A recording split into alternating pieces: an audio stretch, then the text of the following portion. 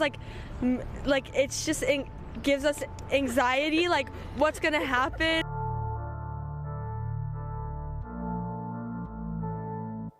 What's up, everybody? Welcome back to my channel. Be sure to hit that like button, the subscribe button, but most of all the notification bell so you can stay up to date with what's happening here on this channel. So it was very weird, but hey, it was low-key embarrassing.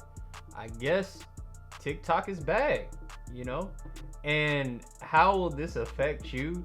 How will TikTok look, you know, moving forward, all those types of things? And you know, our new president is now, you know, extending that ban and just looking into the details to try to stop, you know, the ban from going forward and all those types of things. But I think it was very embarrassing, honestly, for somebody who loves tech and social media to see this particular app, you know, be banned for a couple of hours. And this was on January 19th that night, and then be available again on like app stores and just open for everybody. This was the message that most people got when they opened up the app, and it was very alarming. A lot of people were hurt, and of course, like people who, you know, are influencers and this, you know, is for their business, they're like, wow, this is actually something that's very real. And you know, a lot of people, you know, were emotionally hurt by this, you know what I'm saying, by this ban. In addition to that, what you didn't know and what a lot of people didn't put into consideration was CapCut was also removed too as well. So you had both TikTok and CapCut. CapCut is a mobile video editing software that allows you just to edit, you know, videos on your phone, but most of all, it really is integrated with TikTok. And so I love that feature because it just purposely formats everything for you. It has, you know, templates and music and all those fun things that everybody loves and makes cool videos with, but it's perfectly made for TikTok to make that authentic user-generated content. All right, and so it was very embarrassing, just in my opinion, to see that app, or TikTok so to speak, you know, go dormant for so many hours, and then now it's like, oh, we're back, you know what I'm saying? And not just that we're back, we also have the support from this from our, you know, new president coming in and those types of things. And so it's very alarming to see just the dynamic between the old president and the new president, but also just how that boils down to even social media with like the laws and all those types of things. So will this mean TikTok is banned, you know, for a long time, or will it be around for a long time?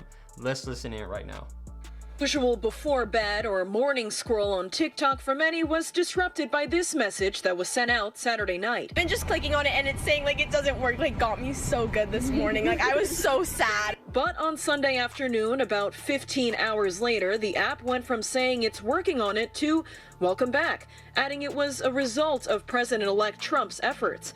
At an unrelated event on Sunday, Senator Kirsten Gillibrand spoke about her wishes for the app's future. It's really simple. Please sell it to an American. So we don't mind the app as it is. It's the ownership. We only are worried about the ownership, and we don't want an adversary to have that. It's just too much of a national security risk. Many users reminded of the fluidity of TikTok's fate. Pick an answer, like pick what you want to do, because it gives like it's just gives us anxiety, like what's gonna happen. Anxiety is just one of many feelings triggered by social media itself and breaks from it, especially for teens and adolescents whose brains are not fully developed, says psychiatrist Dr. Gail Saltz with New York Presbyterian. Things that are exciting and only last a minute, like a thrill, that's, you know, engaging for the adolescent brain. She says although social media addiction is psychological, not physiological like drugs or alcohol, it's still serious, and that hours-long shutdown is a reminder of developing healthy habits that don't involve scrolling. Get off your phone completely for an hour before you go to bed, so there's no blue light screen time.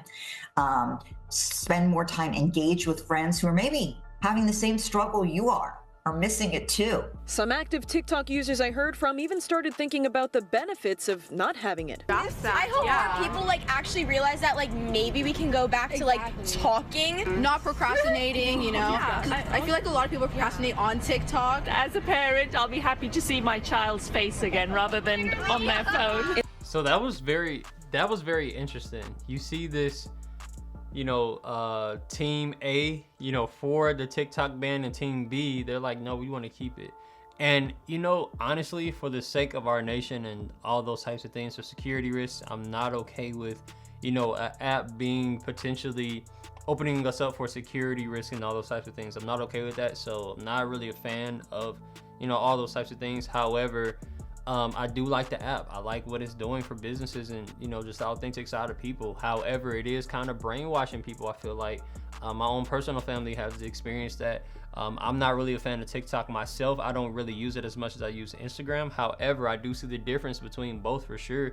And TikTok does have some things that Instagram doesn't, and vice versa. However, I do see a lot of people that I know personally spending a lot of time on TikTok rather than spending a lot of time in person and being engaged in conversation. And so I feel like Instagram is, you know, still something to be of concern in social media overall, but TikTok was just a different monster when it comes to, you know, spending our time in that particular app and where our focus will be in all those types of things. So, you know, will this last for a long time? You know, it not being banned and this ban being extended, we don't know. We just have to see what our president and Congress and, you know, our lawmakers are going to do moving forward. So let me know in the comments, are you for this ban or are you against it? But again, see you in the next video so we can talk about it some more.